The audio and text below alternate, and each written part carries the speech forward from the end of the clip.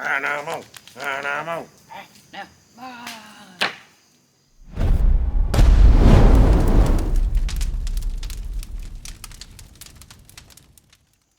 Skål.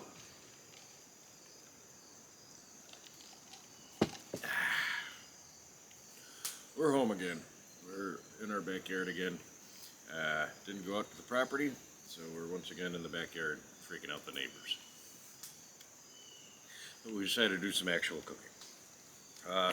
What are we cooking? What are we cooking today? We rummaged around in our magical freezer and we found a stash of goat shanks. Yes, 3 to 4 goat shanks, and I say 3 to 4 because one of them isn't labeled. I would assume so. It's bigger than the rest. Oh, But I wonder if it's like a beef shank. I think it's Yeah, too small small. for beef. I think it's another goat shank, but just the label came off probably. There's some schmutz on there, probably where the label was. So, what do? We're going to braise the beef shanks. Braising sounds fancy, sounds French. I don't know where it comes from. With a lot of things with Viking cooking. You say, well, is that how they would have cooked it? Well, it involves a pan and a fire, so there's a chance. Right? Cooking it slow to make a tough cut of meat. Yummy.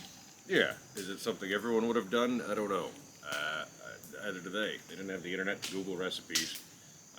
They didn't write down recipes in books. Everything was word of mouth, so it's possible someone figured out how to braise. They wouldn't have called it braising. That sounds, again, fancy and French. And they would have just called it cooking shanks. It would have just been the way they knew how to cook shanks, or tougher cuts of meat. Mm-hmm. So, we're going to braise goat. We know they would have eaten goat. So Oh, yeah. we have goat. We have the shanks. It's possible no one braised. It's possible they would only stew these. Who knows? Maybe they'd roast them over the fire and gnaw on them, you know. You'd use them one way or the other. Again, it stands to reason someone figured out how to braise. Mm-hmm. You know? Yeah. Was it a widespread? We don't know. But again, we don't know how anything was really cooked with definitiveness. So how do we braise? You saute your meat, then you pull it out, and we're going to saute your vegetables, and then we're going to put our meat back in, and you put your liquid in, and then you cook it. And that's what you do. It sounds fancy, but it's pretty easy. It's pretty simple. Takes time. That's about it. I think we've actually done these. I think for the sausage episode, we simultaneously did goat shanks. We did. I think in the second part of that video, it was the same thing. We happened to have them, and it was a cold winter day, so we were... Yeah, we always happen to have goat shanks. Well, we're very lucky to have made nice friends with a local goat farmer Yes. and their family. Our goat shanks from our good friends at Windy Hill Goat Dairy and Farm in Cherry Valley, New York. Yeah, so if you're in the central New York area, I highly Yeah. recommend. They've got great products, nice family-run business. So Yeah, so last time we did these indoors on the stove, and there's a lot of, cooking shows where they do that. We're going to be outside on our fire, so let's do that. sounds good. So to go with our goat shanks, we have some leeks and some mushrooms as our vegetable component today. We also have a handful of green beans from our garden because it was a handful of green beans and we're not going to waste them. So Well, that's the great thing about braising is anything you have that you want to throw in there, you can throw in there, and it's going to taste great. yeah, So once it all reduces down. it's really rummage in the fridge, see what you have, and braise it. Mm-hmm. That's why it's great. So first thing we're going to do, we're going to brown off our shanks. All right, We need a lipid for the pig. let me get some lipid All for right, us. get some lipid. I don't know if you can see this. We have our fire pretty hot, pretty much right on the fire. Okay. Yeah. 2 vegetable recipe. Oh, whoa. Yep. I'll get the lid here. It's right here. That's what I meant. You're in my way. Sorry. All right. Immediate fire. Too hot. Too hot.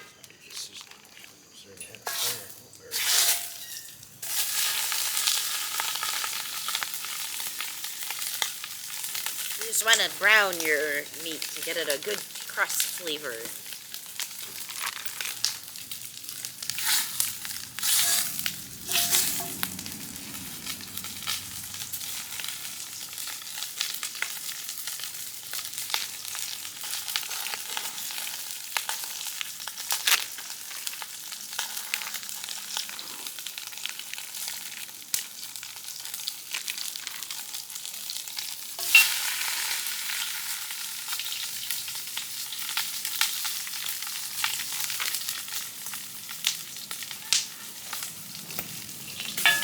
was a big one. Yeah.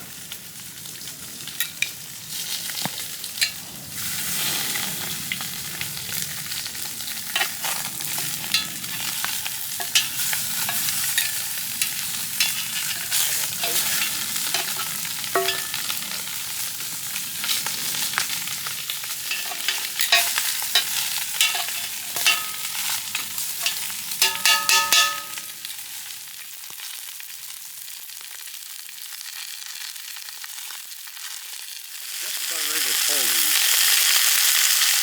And they look a little blackened. They're kind of coated in burnt bacon grease.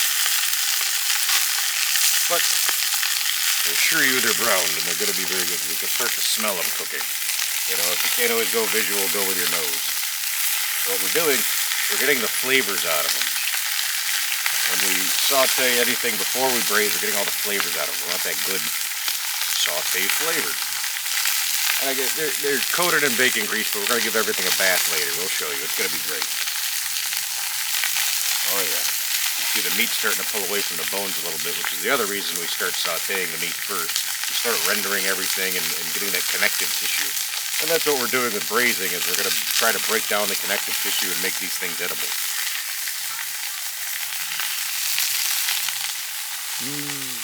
So one thing when you're sauteing in a Dutch oven or a big cauldron or pot is I'm not just flipping, I'm moving the meat around. You'll find different hot spots and everything, and that's fire cooking in general, so keep moving everything around in the pan so it gets to even heats and whatnot.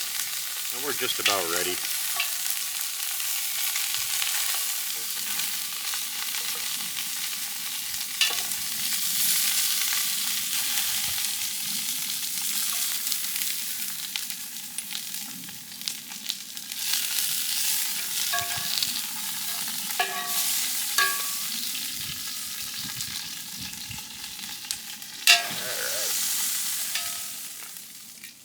So now we're going to add our vegetables and get some flavor out of them. Saute them around. So we have our leeks, which again we use a lot of the darker greens, which some people don't use, but we're going to be cooking this a lot. So they're just tougher. The darker parts can be very tougher, a lot more fibrous. That's good for you. Everyone needs fiber in their diet. And they're just as good. They have a lot of flavor. We got our mushrooms. I was going to chop these. I decided to leave them whole. A handful of green beans out of the garden. We just had a lot of green beans in the garden. Smoke right in the eye. Yep. Throw our seasoned salt in.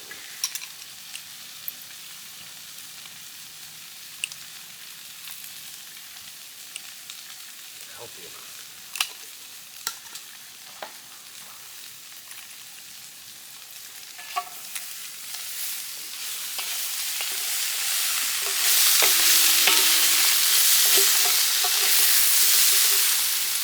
Just thinking, you know, it's interesting that, you know, the Viking writing obviously wasn't very important to their culture, but where you get cookbooks and recipes and whatnot, they have it from the Roman era. Not a lot of them. I don't know about tons, but and I was thinking about it the other day. It's kind of interesting that it sort of comes from leisure time. If you have leisure time, you can write stuff. If you have leisure time, you write a cookbook. The Viking Age Scandinavians didn't have a lot of leisure time to do things. You know, they were always working. There was always something to do. Something we've discovered, you know, you say anything you do at camp takes more time. Whether you're cooking, you're cleaning, you're, you know, making clothing or anything you're doing, farming, you know, as we know, just maintaining some of the high weeds at camp takes forever because, you know, you don't have a lawnmower. We have a grass whip, or Oliver brought up a scythe. We got to play with that a bit. That's an eye-opener. So if you have a field, which, you know, lawn maintenance is a very American thing.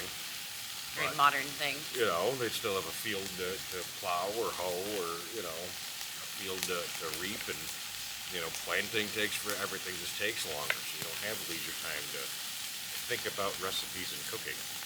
I'm sure they share them, but they were an oral culture, not a written culture. So Well, yeah, again, they couldn't Google it. no, you just teach the other person in your house how to do it. The women would know how to do it, and they'd teach the children how to do it, and that's how recipes and things got handed down. I could see something like this being more of a feast day type meal. You know, I don't know if they braise on a Tuesday, the joy of benches. Right. If they braise on a Tuesday, but it's still a good recipe because it's all one pot. You're not losing anything. All the good stuff stays right in there. You know, you don't want to lose any of your good flavors or your fats. no, all the flavors are here. Again, from what I've seen, they had central hearths, so you could have done this in the middle of the house. It wasn't like colonial era American cooking where they had that fireplace, more similar to the way we have houses now, so your cooking was in the center, sort of like this. So you'd have the room to move around and saute and cook like this. So it's definitely plausible. Again, everyone doing it, I don't know, but plausible, someone figured it out. It's going to take a little while longer. Really cook that down. Alright, so we're going to put our shanks back in. So we want them at the bottom of the pan. So I'm going to move the veg, 2 shanks, move the veg, 2 shanks. 2 shanks of a goat's leg. There we go. Oh, of course. Thank you.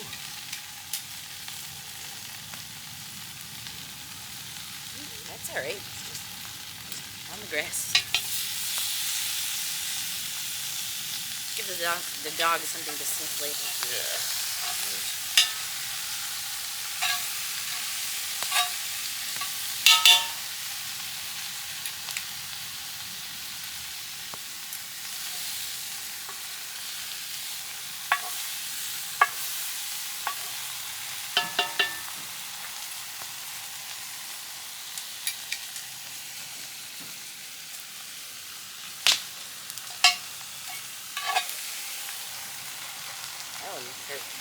They're already starting to get a little tender. That's good. I mean, they definitely got a ways to cook. But. Yeah, now, one of the reasons I say this seems very French is because the French would use stock. Very fancy French wine. stock. We're using ale, Viking ale. This is about 48 ounces. Or this is also the mug you use when you're, I'm not drunk, I only had 1 beer. Alright.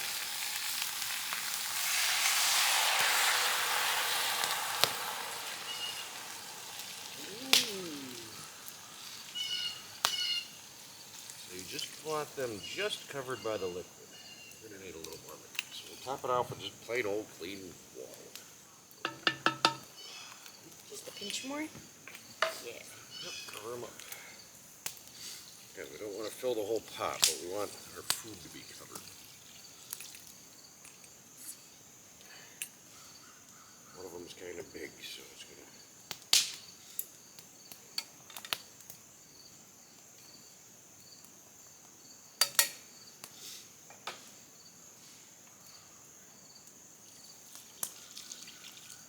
Say that's good. Yeah, one of them's bigger than... You know, you'd really want things of similar size. I mean, fortunately I have one big one. We don't want too much liquid. There we go. Yeah.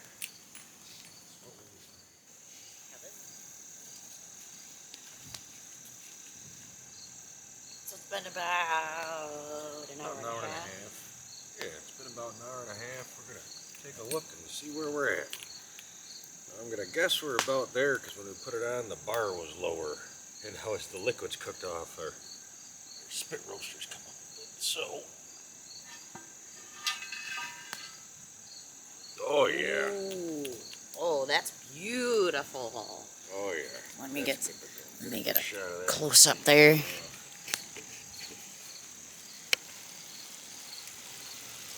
Oh yeah. Look how the bone's just pulling away. Woo-wee. Alright, so yeah, we let it go about an hour and a half. Probably could have done with an hour. But it cooked down great. Again, goat shanks can be particularly tough, so a little extra time will be good for them. Oh yeah, they're pulling away from the bone, which is exactly what you want. See that bone's coming out? Oh yeah. Good veggies in there. And all the liquid thickened up nice. It does. It's like a, yeah, I'm glad we didn't let it go much longer. There's No, not a it whole would've lot been out. left. Thickened up into a nice Oh, it smells so good. gravy. Oh yeah. A fork for you. Thank you.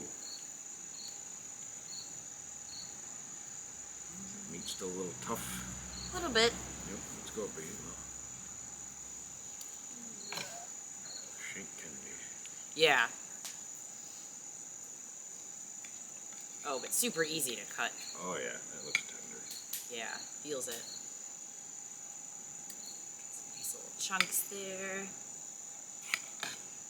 Oh, it smells so good, and it's not overcooked either. Mm-mm.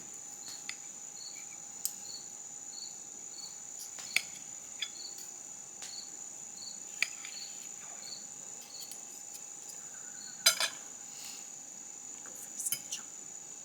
Right. Cheers. They're hot. It's hot. We could just pull it out. Might taste good. Mm-hmm. It's not tough, it's tender.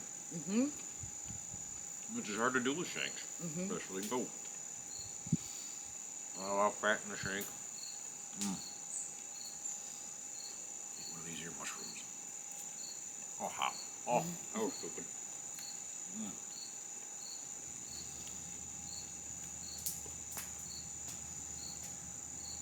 Oh, those are very hot. Mm-hmm.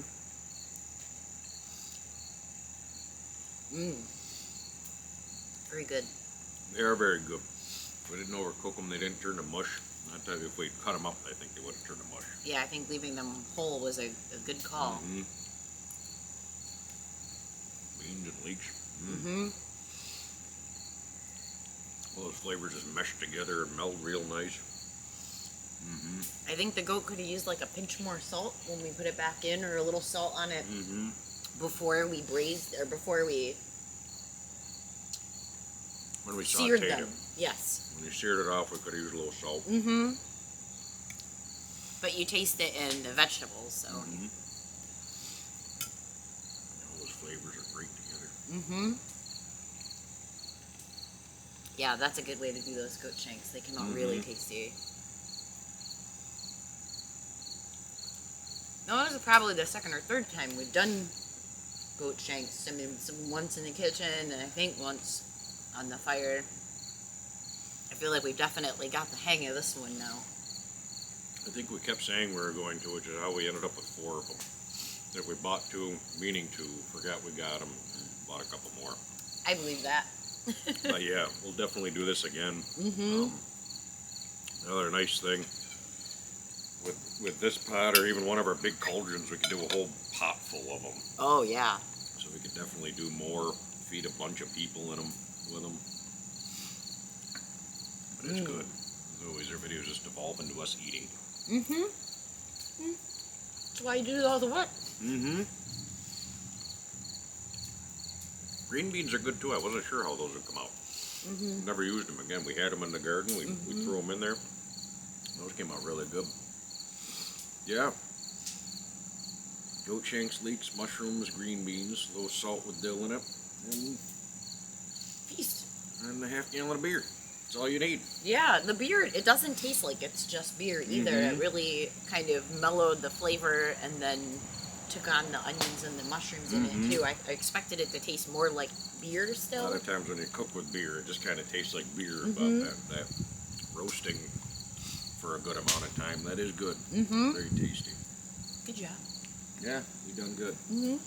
I like this one. I recommend this to everybody. And the other nice thing, again, you got an hour, hour and a half, you can go do something, right? It's a little more prep time ahead of time. You got to saute this, and it's a little finicky, but once it's on there, you just got to keep an eye on the fire. Right, And just you can go keep it do simmering. stuff. So, yeah. Yeah, you're right. It's a pretty low impact thing to cook. Yeah. And it's just one big cast iron. Yeah, one pot cooking. So, you can say it's another winner. I think so. All right. There we go. We're going to eat. Cheers. Cheers.